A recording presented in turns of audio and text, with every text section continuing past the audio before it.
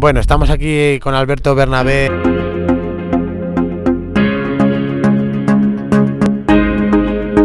que ha tenido la amabilidad de aceptar esta entrevista. Muchas gracias, Alberto.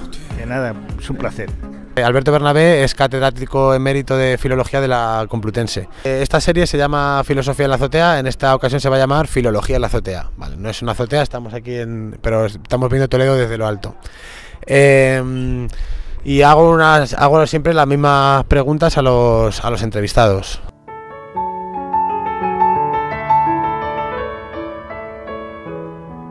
Bueno, la filología es el conjunto de actividades que tiene como objeto el descubrimiento, la conservación, la transmisión y el comentario de los textos antiguos. Básicamente, la filología trata de que las personas de hoy puedan acceder a las obras del pasado de una manera fácil, es decir, que no tengan que subirse a una pared en Pompeya para leer una inscripción, sino que pues alguien se ha subido a la pared por ellos y ha copiado la inscripción, la ha editado, la ha traducido y la ha explicado, de manera que la gente pueda acceder a ese vínculo con el pasado que son los textos. Mi relación con la filología es que yo me dedico a los textos griegos, me he dedicado toda la vida a eso, a editarlos, a traducirlos y a comentarlos, de manera que pues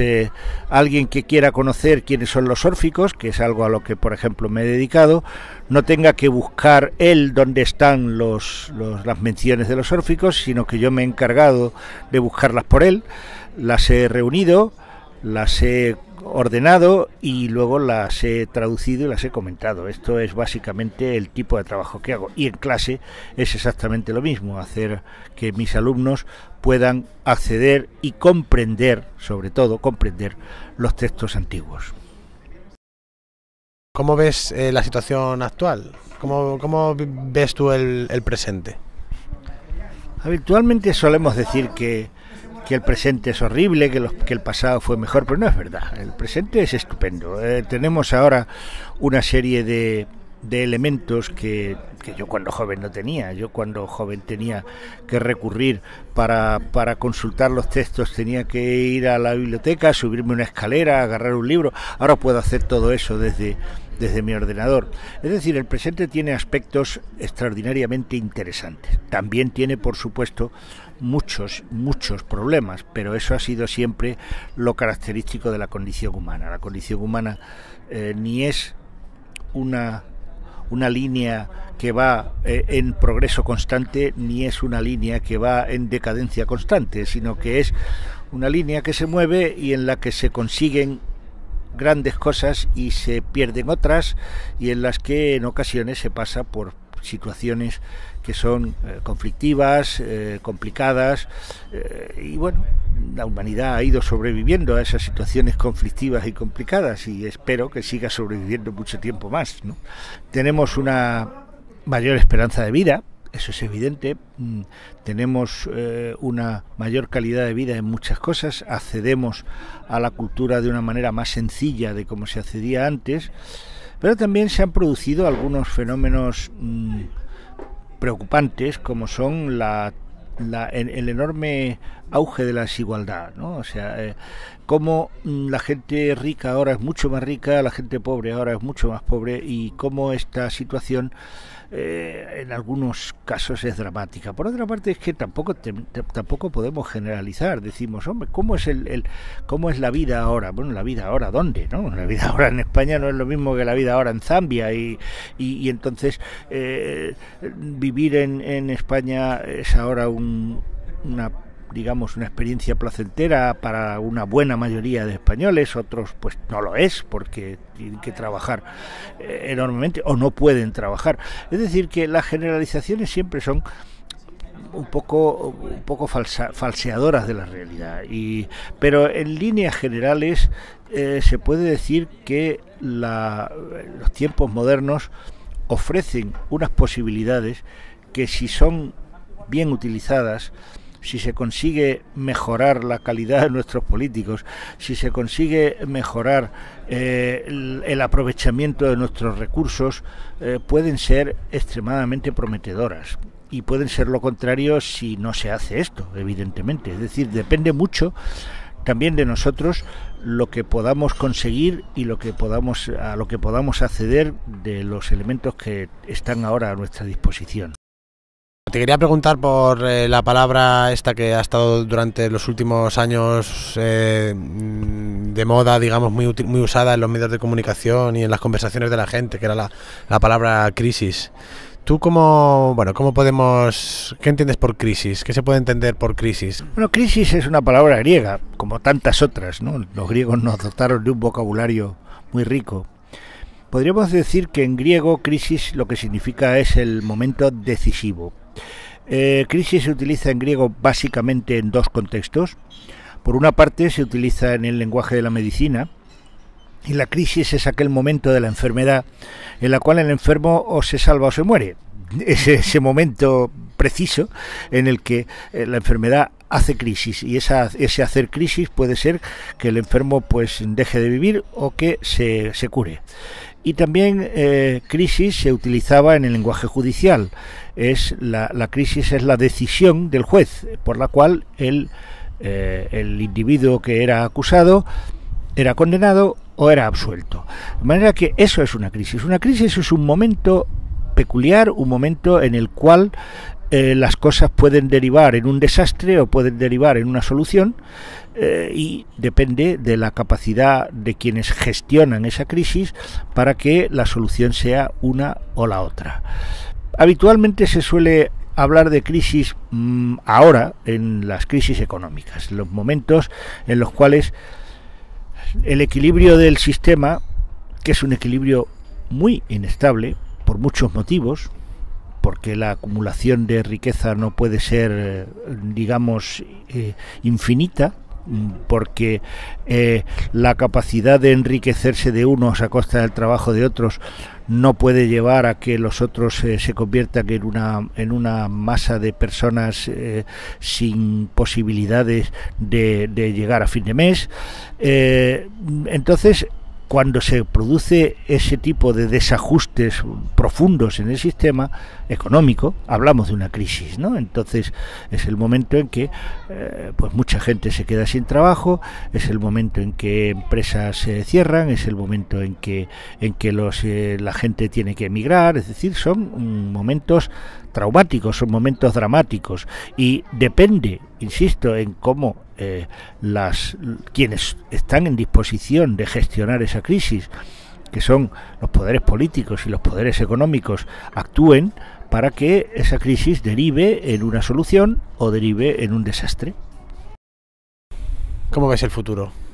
¿Crees que se puede hablar de futuro en todo caso? ¿O cómo lo imaginas? Claro que se puede hablar de futuro, esperemos que haya un futuro, evidentemente. Habrá una situación. Yo no soy capaz de prever exactamente cómo será ese futuro. La verdad es que tenemos una serie de elementos enormemente positivos para lo que podría configurar ese futuro. Tenemos una capacidad de gestionar la información hasta niveles como nunca se había conseguido. Tenemos la posibilidad de acceder a las fuentes de conocimiento como nunca se había podido. Tenemos la posibilidad de crear posibilidades de relación entre las personas a través de redes sociales como nunca antes se había podido hacer, pero como todo depende de nuestra capacidad para gestionar todo eso. A mí me hace mucha gracia cuando la gente dice Internet es estupenda y otros dicen Internet es horrible. Internet en realidad no es ni estupenda ni horrible. Internet es un medio Y depende de cómo se utilice ese medio. Si uno utiliza Internet para buscar pornografía y para digamos, perder el tiempo diciéndole tonterías a un amigo, pues evidentemente es una cosa que no sirve para nada. Pero si uno utiliza Internet para poder acceder a un museo que nunca podrá ir personalmente, o si uno utiliza Internet para acceder a las inmensas bases de datos que hay de acceso al conocimiento, pues es fantástico. Es decir, que el futuro será lo que nosotros queremos que sea, ¿no? Si se quiere que el futuro sea una fuente de progreso, pues lo será. Y si no se cree que es una fuente de progreso, no lo será. Y creo que en esa gestión habrá tendrán un importante papel dos cosas. Una, la capacidad de asociarse de los seres humanos para obtener resultados positivos, y la segunda, el desarrollo constante de un espíritu crítico.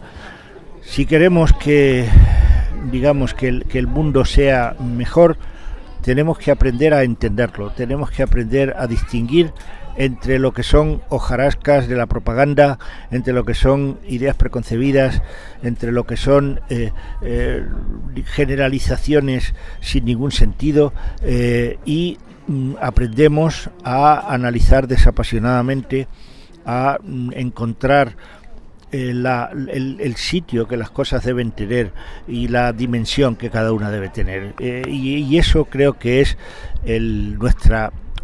lo que debe ser nuestro propósito en el futuro para construir ese futuro. ¿Qué podemos hacer si es que hay algo que podamos hacer?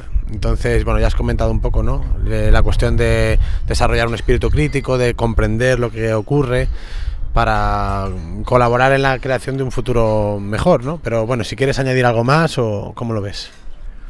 No, yo insistiría en estos dos aspectos, en la necesidad asociativa.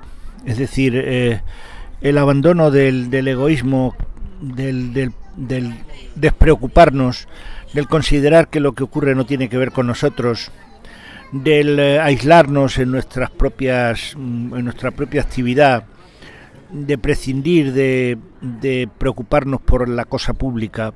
Eso sería muy importante.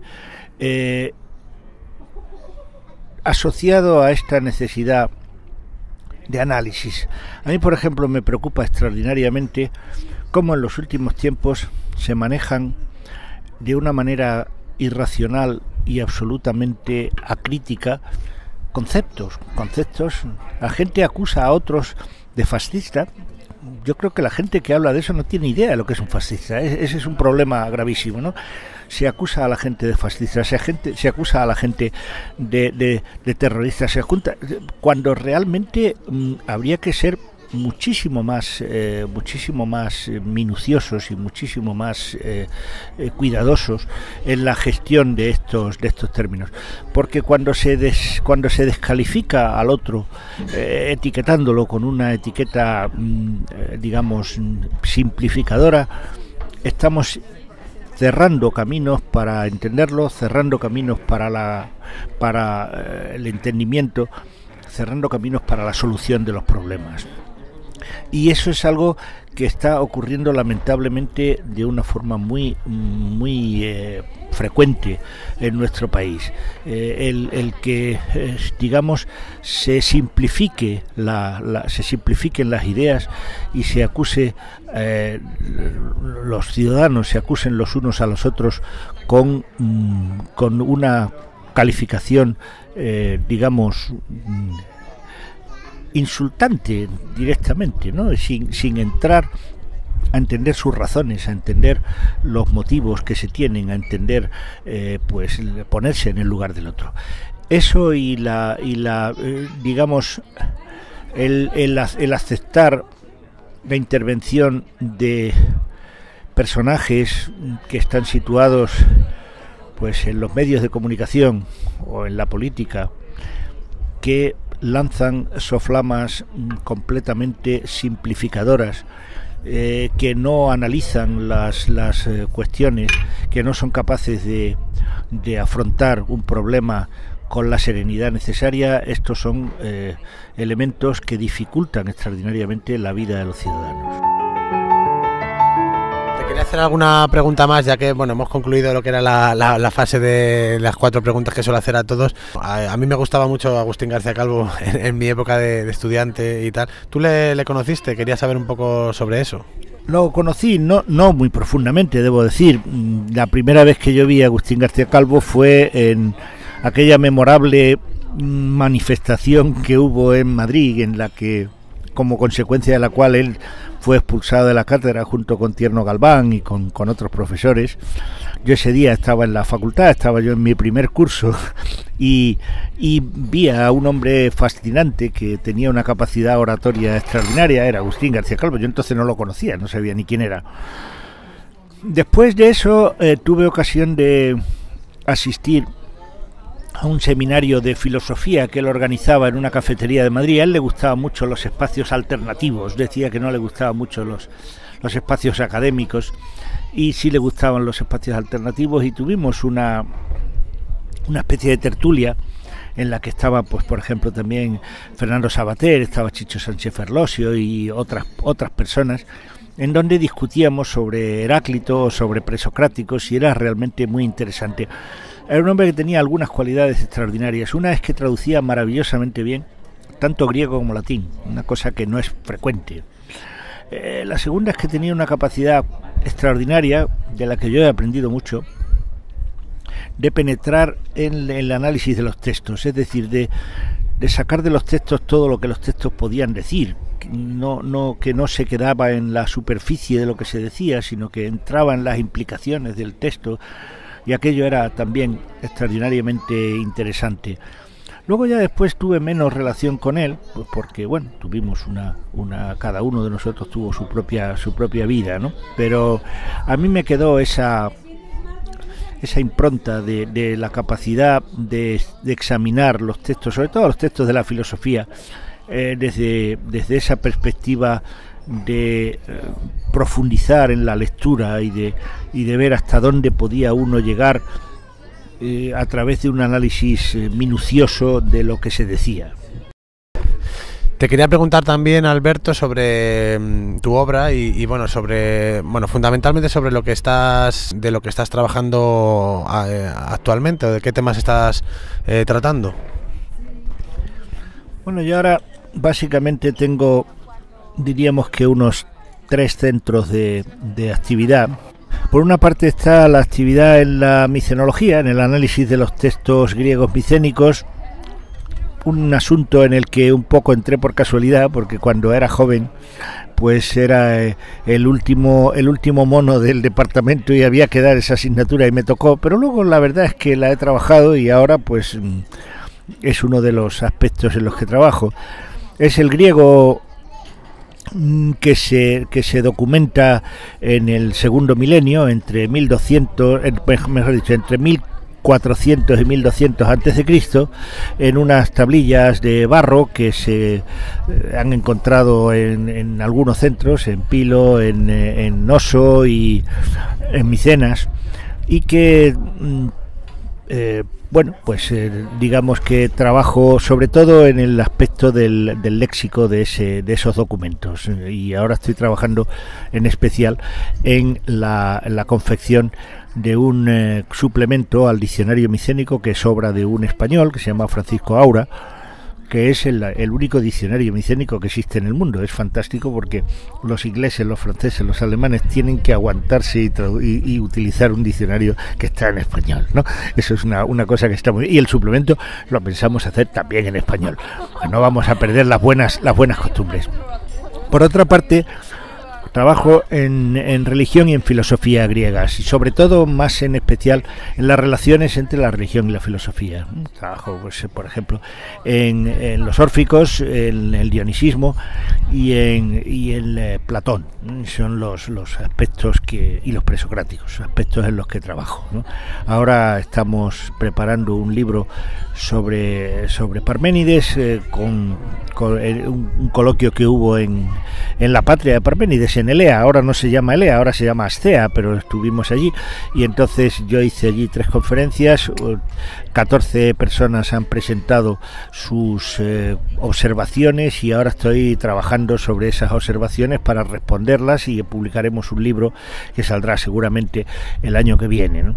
Y en el aspecto del mundo dionisíaco estoy preparando un volumen colectivo sobre las menciones de Dioniso en la época clásica, menciones y las representaciones figuradas, un libro que se publicará seguramente el año que viene, en el que se documentan pues las menciones de Dioniso en la tragedia, en la comedia, en la épica clásica, en la iconografía, en la epigrafía, en los oradores, en fin, es un intento de ver cómo Dioniso, aunque sea el mismo dios y tenga el mismo nombre, no tiene las mismas características en unos géneros literarios que en otros, ni en la iconografía como en la literatura. Estamos trabajando un poco sobre eso. Y por otra parte estoy también trabajando en un documento bastante peculiar que se llama el papiro de Derbeni, que es un papiro del siglo IV antes de Cristo, que se encontró cerca de Salónica, y que contiene una especie de comentario filosófico de un texto atribuido a Orfeo, y que tiene unos aspectos muy interesantes. Llevo bastante tiempo trabajando sobre eso. Cuenta cómo se encontró que... Sí, bueno, el hallazgo fue curioso, ¿no? El papiro debería haber sido, digamos que se le colocó encima del difunto en una pira, pero en el momento de empezar la pira a arder, el papiro rodó y se apagó.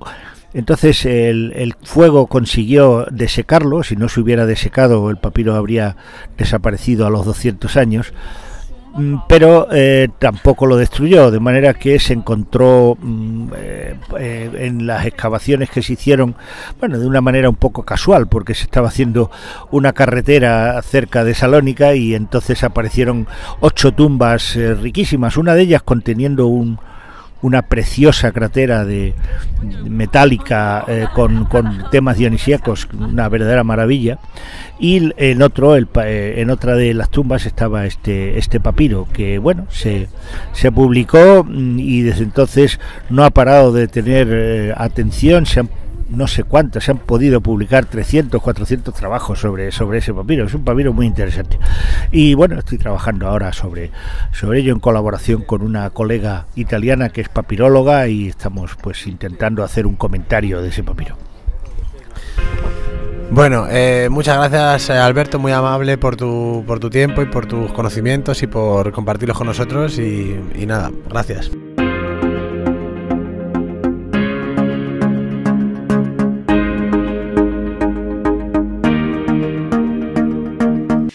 Mambo nare wala jari